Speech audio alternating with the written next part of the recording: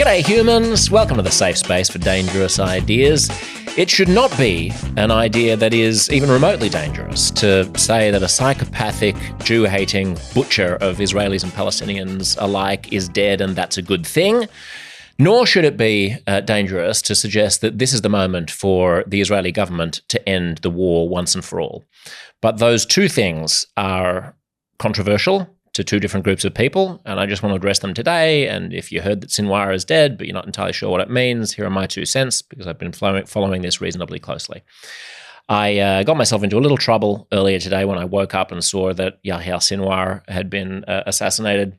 He's the head of Hamas and the leader of Gaza, because I shot off a tweet. And let me tell you, nothing good ever comes of shooting off a tweet. You can shoot off many other things, in the bedroom, for example, but don't ever shoot off a tweet and think things are going to go well. I said, perhaps clumsily, this is the greatest day for Palestinians since Israel pulled out of Gaza nearly 20 years ago. And then I said, all pro-Palestinians who aren't Jew haters or supporters of a jihadist death cult should celebrate. And then I said, Allahu Akbar, Sinwar, as if I was sort of saying, yippee-ki-yay, motherfucker, Sinwar.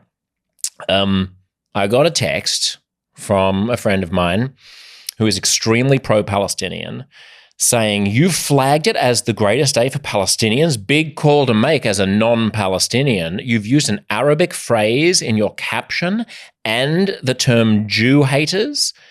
They write, you don't reckon some people just don't want to be occupied and denied basic human rights irrespective of the faith of their oppressors? I mean, I reckon this is all gross and a deviation from what you profess to make space for reasoned conversation. And I said, well, actually, you should listen to the episode before last with the reporter Marcus Walker, who's spent a lot of time in Israel since October 7th and is a sort of floppy-haired lefty Englishman. And he has some really good insights into Sinwar that I hadn't realized. And she said she will not listen to that episode because I didn't interview a Palestinian for it, because Marcus isn't Palestinian. I have interviewed Palestinians, but I didn't in that episode. And this person said that she, quote, won't listen to a conversation with the rhetoric and Arabic language appropriation like this. It's truly off and gross, she repeated. She said, the Arabic language, this is in a text to me, the use of Jew haters as though that is what drives people to care about all the killed and maimed Palestinians.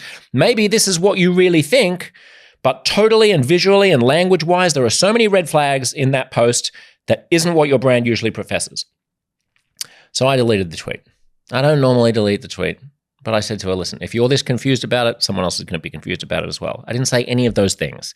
My point was, I am the person who cares about the killed and maimed Palestinians. Sinwar was the proud Jew hater, and anyone who is not also a proud Jew hater should, like me, celebrate his death.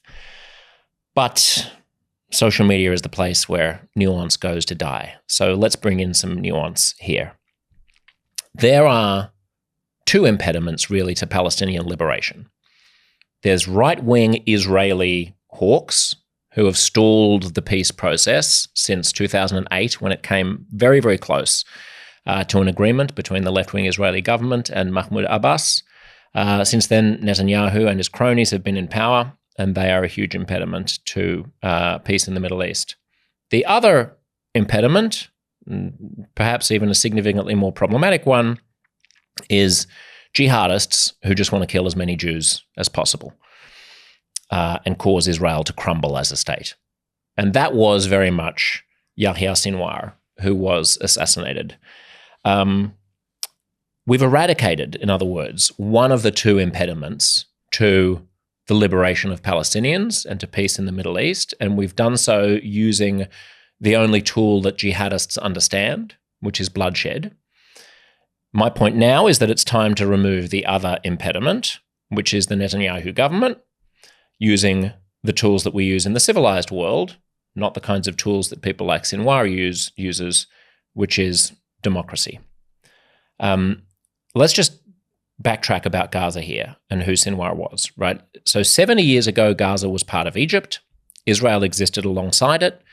It was supposed to have been part of an Arab state that lived alongside Israel when the country was created in 1948 by a United Nations resolution, but the Arabs didn't want that. Israel was happy with that at the time. The Arabs didn't want that. So Jordan invaded the West Bank, Egypt invaded Gaza, and Egypt sat on Gaza for the next couple of decades. Well, it gets a bit hazy around the Suez Crisis in the late 50s, but we don't have to go into details. Basically, what happens then in 1967, as anyone who knows basic Middle Eastern history knows, is that the Arab states were gearing up for a massive push to get rid of this country that was less than 20 years old at the time and drive all the Jews out of the region that had already been driven out of all of the other countries in the Middle East, which is why a lot of Israelis feel that it's problematic when Palestinians talk about having the right to return to territorial Israel, to like Tel Aviv, because their great-grandparents came from there, when the Israelis are saying, well, my great-grandparents came from Syria, they came from Iraq. The majority of people who live in Israel didn't parachute in from Europe after World War II. They're indigenous to the region. They've been living around in Arab countries all of their lives. And now they've come to create one single Jewish state amidst a billion Muslims living in, it's a 500 million Arab Muslims who live in Muslim Arab states. Nonetheless, putting that to the side, the Jews have been evicted in the 40s from all of the other countries. They come and they set up Israel. And then the Arab armies basically want to drive them out altogether. Israel preemptively invades, and so successful that it takes over the West Bank from Jordan and the Gaza Strip from Egypt. Now, Sinwar, the leader of Hamas and the leader of Gaza, was not a man who used barbarism and brutality in order to achieve other ends. The man was a psychopath. He used barbarism and brutality against other Palestinians because he loved barbarism and brutality. He was cut from a kind of ISIS cloth. He was known as the butcher of Khan Yunis. Khan Yunis is the town in Gaza where he was born, because he killed his fellow Palestinians in Hamas in order to purge Hamas and make his way up through the ranks. He was arrested by Israel because he also killed some Israelis at the time. And he was in an Israeli prison until, some of you may remember, in 2011, Hamas orchestrated a breakout from Gaza. They kidnapped an Israeli and they exchanged him for 1,000 Palestinian prisoners. One Israeli for 1,000 Palestinian prisoners. And the man behind organizing that and agreeing to that prisoner swap was Bibi Netanyahu. And so he released Sinwar from the Israeli jail, and Sinwar went back to Gaza. And he has been the leader of Gaza ever since he murdered the top Hamas commander in Gaza 8 years ago, in 2016, Mahmoud Ishtewi, who was engaged in an internal power struggle with this guy Sinwar. So then Sinwar becomes the leader of Gaza. He's not entirely the leader of Hamas. You might remember that back in July, the leader of Hamas was assassinated by the Israelis when they blew him up he was visiting Iran. And at the time, over the past 8 years that Sinwar has been in charge, this guy has been as ruthless a psychopath as you could imagine, engaging in the most horrendous terror campaigns against his own people. Quite apart from, we often frame October 7th and the current conflict as Israel versus Gaza or whatever. But it reminds me of a line that an Israeli military expert once said, which is, this is not us against them. This is some of them and some of us against most of us and most of them. That really, this is about people who want conciliation, peace, mutual respect on both sides. Unfortunately, that's a dwindling fraction of the population on both sides. But nonetheless, we still exist versus those who don't. And in that respect, Sinwar and the most brutal and violent Zionist, religious zealots have more in common with each other than either of them does with the bulk of the Arabic or Palestinian people on the one hand, or the Jewish or Israeli people on the other. Sinwar was a horrendous dictator. His brother, Mohammed, who is probably taking his place now, is the kind of person who is legendary in Gaza for, if you're walking along the street and you look at him the wrong way, he has you executed. It's that kind of a regime. So just be careful when you're expressing support for Palestinian solidarity that you're not accidentally expressing support for the tyrants who have ruined that benighted enclave. So Sinwar worked with the official head of Hamas, the terrorist group, when he was the leader of Gaza. This is before July, when he became the leader of Hamas, to align the group with Iran more, to align the group with Hezbollah more, to learn from the lessons of ISIS and the Syrian civil war. And you got to remember, Hamas, there's so much to say here, but they actually got involved in the Egyptian civil war in 2013 on the side of the Islamists and jihadists in Egypt. And that caused Egypt to close its border with Gaza. We talk a lot about the Israeli blockade on Gaza, which has been so brutalizing to Gazans' everyday lives and was imposed after Hamas came into power, because Israel, as I mentioned, occupied it from 1967 after it scored it in a win in a war in which Egypt had been about to invade it. Didn't really know what to do with it. In 2005, the right-wing Israeli prime minister says, you know what, there's no point in continuing to build Israeli homes and having to secure the peace in Gaza. Let's just get out of there altogether and let the Gazans have it. This was regarded as being a peacenik sort of move. Sadly, thanks largely to the Bush administration, which in the wake of 9/11 was very besotted by the idea of fostering democracy in the Arab world, encouraged elections, many wiser minds said, hang on, I'm not sure you actually want the Gazan people voting because they're really choosing between a couple of terrible binary choices where you've got a corrupt Palestinian Authority, which is moderately pro-Israel, and then you've got this radical jihadist death cult, and there are no sort of civil institutions after years of Israeli military occupation that moderate Gazans can vote for. Needless to say, they have a vote anyway, and Hamas wins. And as a result, there's this blockade on Gaza, because obviously if you have in your charter that you want Israel to cease to exist and you just want to kill as many Jews as possible, the Israelis who control your borders are going to want to know what's going in and what's going out. We're talking about a very small parcel of land. We're talking about Gaza being as close to major cities as, the outskirts of any large metropolitan area are. And we're talking about innocent people's lives well within the shooting range of rockets. So 2013 comes around and there's the whole Arab Spring thing. You remember that? And, there's a revolution in Egypt and all over the joint, and Hamas backs the jihadists in Egypt. Now, this has nothing to do with Israel, right? This has nothing to do with Jews. People who think, oh, well, this is all just it's a prison break. It's a reaction to occupation. If it's a reaction to occupation, then why are they supporting jihadists in Egypt, which has no, territorial conflict with Gaza at all, and is hardly in cahoots with Israel, with the exception of not wanting to wipe them off the map anymore because they've made peace. So Egypt blocks the southern border. Gaza is not just occupied, is not just an enclave inside of Israel. It has a border with Egypt.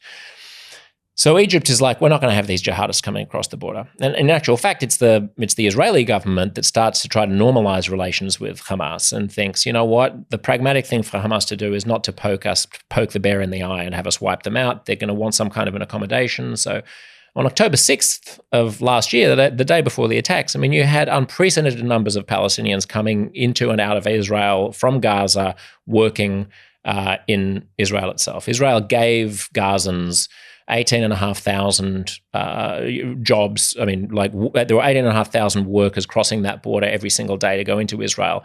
And that was freed up considerably by the Israeli government at a time, we might add, when zero people were going across into Egypt. Egypt wasn't allowing any Palestinians in. And none of the other Arab states that claimed to profess so much sympathy for the Palestinian cause were allowing any Palestinians to come and work under work visas there. The Gulf states like the United Arab Emirates and Qatar have a huge appetite for labor, but they'd rather ship in Bangladeshis and Pakistanis to build their stadiums than to allow Palestinians work visas the way that the Israelis were. Nonetheless, this is not to excuse the barbarism of the Israeli blockade. It's just to put it in context of the way that Israeli security officials regarded the need for maintaining secure borders with Hamas. So at this time, Sinwar is really one of the masterminds where he decides to, increase the alliance between Hamas and Hezbollah and Iran and become something of an Iranian proxy, and to beef up Hamas's military capacity with a view to one day launching a massive reckoning that will trigger a regional war that could spell an end to Israel and drive the Jews into the sea once and for all. Sometimes you hear it said that Hamas removed from its charter some years ago the desire to eradicate the state of Israel.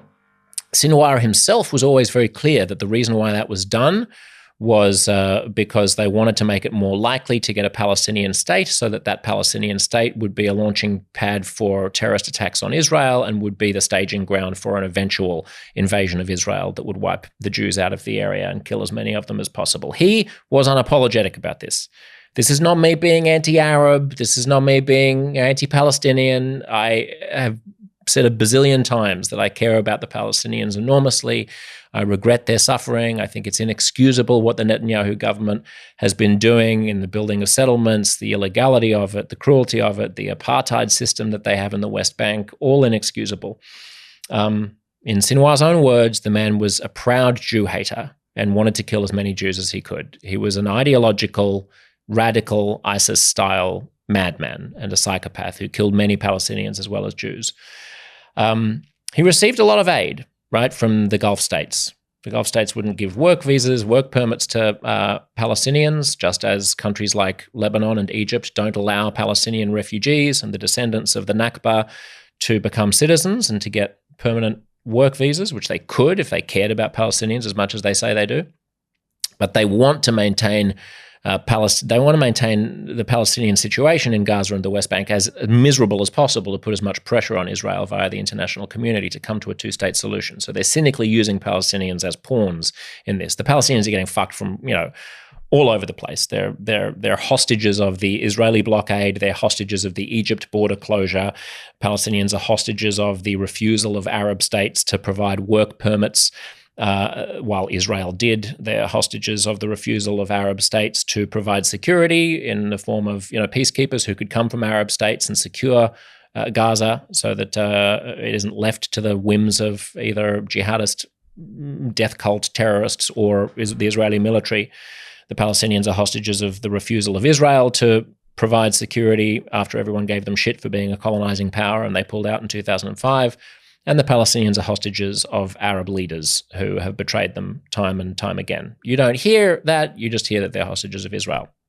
That's the kind of double standard, which is the way that anti-Semitism works in the 21st century. So Sinwar, as the head of Gaza, starts receiving a lot of foreign aid. Right. In the 2010s, the attitude of the Gulf states and the Arab world is, let's just build up Gaza. And in the absence of any Israeli occupation, let's see what that enclave can be. And what do they spend the money on? They could build up and build skyscrapers and turn Gaza into the Singapore of the Mediterranean, notwithstanding, of course, the Israeli blockade. But if they changed their posture towards Israel, you could have imagined it. Instead, they build down. They build tunnels, massive tunnels, huge networks of tunnels. And unlike a normal country's government, unlike even Israel's government, which uses rockets to protect people, Hamas uses people to protect its rockets. It puts residential areas on top of some of the most militarily significant tunnels and hides its weapons there. Thus, Gaza has been basically a prison camp since 2005. Another aside about Sinwar is that he was diagnosed with brain cancer in 2008. He survived the brain cancer because he got the world's best medical attention. Did he get the world's best medical attention from his fellow Palestinians in Gaza? No. Did he get the world's best medical attention from other Arab leaders who claim to care a great deal about the Palestinians? No. Sinwar, the butcher of Khan Yunis, the man who struck fear into the hearts of Palestinians and Jews alike, was given the world's best medical attention by Israeli doctors, by Israel, and they cured him of his brain cancer. Just imagine for a moment the shoe being on the other foot and a mass murdering psychopath who intentionally targets women and children and their own populations of women and children from, say, the, Israeli side. I can't even imagine such an Israeli, but imagine that there's a Jewish mass murderer who's a radical religious zealot, and that person gets caught in Gaza. I mean, you don't even have to imagine that person. Imagine just a Jew getting caught in Gaza and being given the best medical attention. an innocent Jew, before they were dragged through the streets and thrown off a building. My point is simply that it is a precondition of Palestinian liberation that they be freed from Israeli occupation and from the jihadist death cult that required the Israeli occupation before 2005 and then the blockade since 2005. What has just happened is that we have removed the main jigsaw piece in that puzzle, the head of Hamas, the head of Gaza. It's a day for tremendous celebration, but it's only the beginning of what could be the end. There are people in Palestine who could be a Palestinian Mandela. If you listen to my conversation with the Wall Street Journal journalist Marcus Walker earlier this week, he says a person like, for example, Marwan Barghouti, Palestinian activist who's currently in an Israeli prison, could be a Palestinian Mandela. But he makes the point that even if he is a Palestinian Mandela, at the moment there is no Israeli F.W. de Klerk. And that's what has to change. This has to be the moment at which Bibi Netanyahu, a man who I've long called a corrupt little hack, is pushed from power in Israel. A new coalition is formed. A moderate centre-left party declares an end to the war, and this is considered victory. The whole point of going in after October 7th was to eradicate and devastate Hamas. It's now time to rebuild Gaza. It's time to take whatever tiny tendrils of trust still exist in the rubble and the calamity of the hostilities and try to tend to them. It's time to start tending to the garden instead of mowing the lawn, and to try to foster some green shoots between Palestinians and Israelis. And the only way we do that is by speaking frankly and bluntly about the evil on both sides, remembering that it's some of us and some of them against most of them and most of us, and not allowing ourselves to be radicalized and to respond to tweets like mine with disingenuous, probably feigned outrage about how anyone who is celebrating the death of a psychopathic mass murderer must be denigrating the aspirations of the people who he claimed to represent, but in fact did not. So, yippee-ki-yay, motherfucker, Sinwar. Let's turn the page and look forward to a new chapter in the Middle East.